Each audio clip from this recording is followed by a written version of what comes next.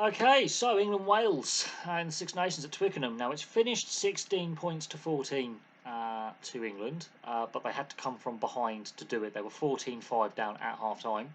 Wales have not scored a single point in the second half, much like their first half against Scotland. Wales, much like Scotland, can't put in an 18-minute performance. England again winning a scrappy, close game. Obviously, Italy gave them a good test last weekend in Rome. Now, the penalty count in the first half has cost England. The penalty count in the second half has cost Wales. So discipline has actually really proven a big leveller in this game. England's discipline in the first half was poor. Wales, exemplary. Not a single penalty against them in the first half. Roles reversed in the second half. While England was still giving away penalties in the second half, Wales started the first half with a penalty on 42 minutes, and then it was pretty consistent after that. Their scrum wasn't working effectively.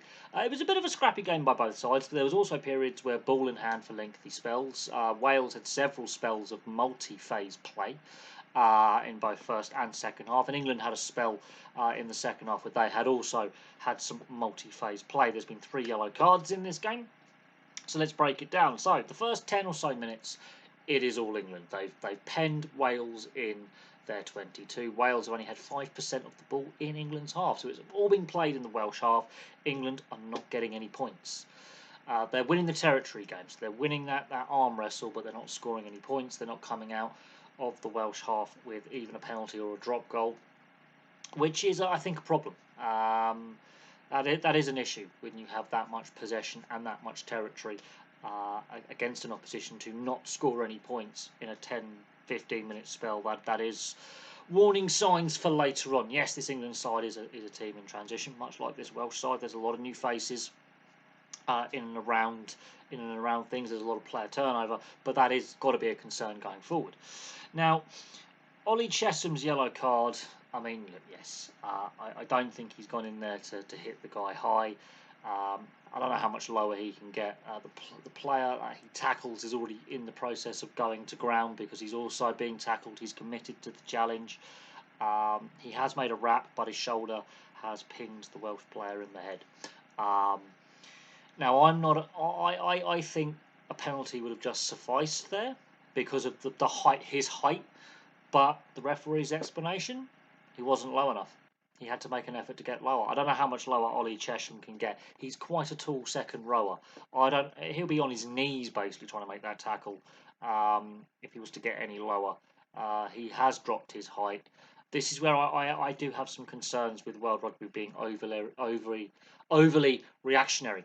Another thing that also I highlighted in the World Cup when I watched the World Cup games is if there has been head contact and the player has been sent for a yellow or potentially a red card, why is the opposition player who's been tackled and hit in the head not going for an HIA? Please explain that one to me if we are serious about not only taking foul play out of the game, the bad tackles out of the game, but also player welfare and head injuries, because there's a fair whack to the Welsh prop's head. Didn't catch which Welsh prop it was, but he's taken a fair clonk on his head. And if we're going by these gum shields with these microchips in that pick up, blunt force trauma impacts, why is he not going for an HIA? Now, Chesham goes for an HIA later on in the game, not long after coming back from his yellow card. I'm surprised he returned to the field after his HIA because he did look concussed. Just putting it out there. But from that, England are down to 14 players. Wales make an entry into England's 22 as a result. They've got that man advantage. They have a line out. They get the rolling maul going. Ethan Roots is the player that ends up getting the sin bin. They get a penalty try. That's on 17 minutes. England are now down to 13 players. But within 2 minutes, they've scored. And Wales, I think, should be disappointed. They've got a 2-player advantage. And especially in the scrum, in the forward pack. They're 2 players up in the forward pack. And they concede a try off first phase off a scrum. That is embarrassing. Lloyd, the fly half, he's made a real poor attempt at a tackle on Ben Earl. he's just tried to rip the ball out. He's made no real effort to put his shoulder in there, wrap his arms, anything. That's a shocking bit of defensive play. Ben Earl should not really get over the line with that many players around him. He should have been stopped. That is embarrassing by Wales. They're in that commanding position. They've got the two-man advantage, and they concede a try. Now, the charge down conversion did George Ford start his run up, because you are allowed to charge down if the kicker has already moved in a forward motion to start his run up to his kick. He's moved slightly to his left, but I will say this, that the goal kicking clock was counting down rapidly. Now, we saw this in the World Cup, a charge down off a kick against France. The Welsh have shot out and just kicked the ball off the tee. The referees allowed that action to stand. We've seen it in the past where players have started to charge down the kicker before the kicker has basically started his run up to kick the ball. But there's no conversion. It's charged down. But England are back in the game. England, they're down 2 players. They win the sin bin period. They actually win the sin bin period. Wales did not score any points when they were down to 13 players. They did not take advantage of the player deficit, which has come back to bite them. Now, that charge down conversion could have actually won them the game. But if things had gone their way. Now, Alex Mann's try. Now, it takes a while, but obviously England being down 2 players, obviously there is that fatigue element. And Wales did have some multi-phase play at times, and England had to do a lot of defending. Now, both sides employ a blitz defence, which gets very narrow, and England were exposed in wide channels at various points in this game, as were Wales. Crossfield kicks, both sides were employing them. Now, the Alex Mann try, that's just straight up the middle. Thomas Williams is involved, the scrum half. Other players, they're going up the middle. And that's great support play by Alex Mann, and it's a great try on 38 minutes. And and Lloyd, the fly half, converts, and it's 14 points to Wales, 5 points to England at half time. Wales have not conceded a penalty at this point. Now, the interesting thing is, second half, they start conceding penalties, and conceding a lot of penalties and a lot of free kicks, especially around the scrum and at breakdown as well. Silly offsides, well, basically coach killers. The scrum was not functioning properly. England had dominance there, but there was a lot of ill discipline. They weren't listening to the commands correctly from the referee. Crouch, touch, bind, engage kind of order of commands. Their scrum wasn't steady. So they're giving away free kicks and penalty at scrum time. George Ford slots a penalty on 48 minutes. So England start on the front foot. They finally go into Welsh 22 early in the half, and they get the points, something they didn't do in the first half. Now, the Fraser Dingwall try comes on 63 minutes, and this is where England start having multi-phase play. They picked up the intensity, they picked up the tempo. Wales, when they get down the England end of the field, they give away a penalty or a free kick, they cough the ball up, they knock it on. Wales have lost control of the game. England have definitely managed things better. They played themselves into the game. But while it wasn't an outstanding performance by either side, it wasn't champagne, free-flowing rugby at times. It was an arm wrestle. It was a battle. Fraser Dingwall's try, he's an inside centre. He's ended up on the wing somehow in all of this. England have been going route one up the middle through the forward pack. They finally give it out to the backs. He's held a very, very good wide line. They've beaten that blitz defence. What Wales were doing to England, exposing them in the wide areas, England have done to Wales. It's a brilliant finish by Fraser Dingwall. He's one of these new additions to the England setup, and it's a thoroughly well-deserved try. It's a well-worked try. They just kept going. They kept with the phases. They kept recycling the ball. They kept it tight at times. They just went route one, sucked in the Welsh defence, and then they go wide. They earned the right to go wide. They were trying to do that again when Mason Grady gets his yellow card for a deliberate knock-on.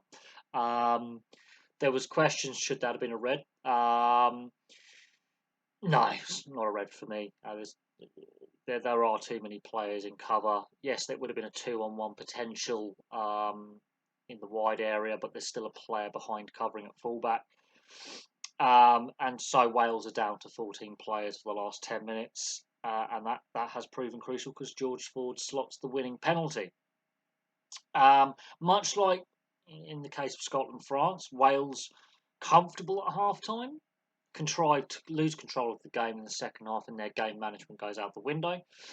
England played themselves back into it. They weren't playing at their best. There's a lot of new faces. There's some players obviously out injured or unavailable at this time, and you know there was moments.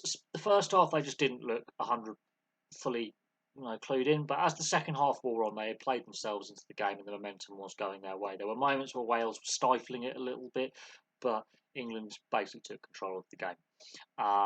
And they did that in adversity. Now, they showed this in the World Cup as well. I do think they might have overachieved in the World Cup, potentially, but they showed at times in adversity that they can grind out wins. Now, there was some good rugby in patches, but there was also just that arm wrestle. And Wales, their record at Twickenham, they've only won 3 times in my lifetime at Twickenham. So their record, they haven't won there since 2012. So their record against England at Twickenham is not great. They've had some brilliant wins at Twickenham in my lifetime, only 3 of them, but it's been over, it's been 12 years. But there are some warning signs with this England side that, there's still a lot more room for improvement. I think Italy showed, how you can get round that blitz defence. Wales had flashes of showing how you can get round that blitz defence. So the defensive system is a weakness. And also when not taking opportunities of taking, taking points. Still learning some combinations with some of these newer players. Wales, very young side. That's 2 defeats now on the bounce to start the Six Nations. 2 close defeats. That's 2 losing bonus points. But they've got to put in an 80-minute performance. They've not been able to do that so far. They lost the first half against Scotland, which cost them the game last week.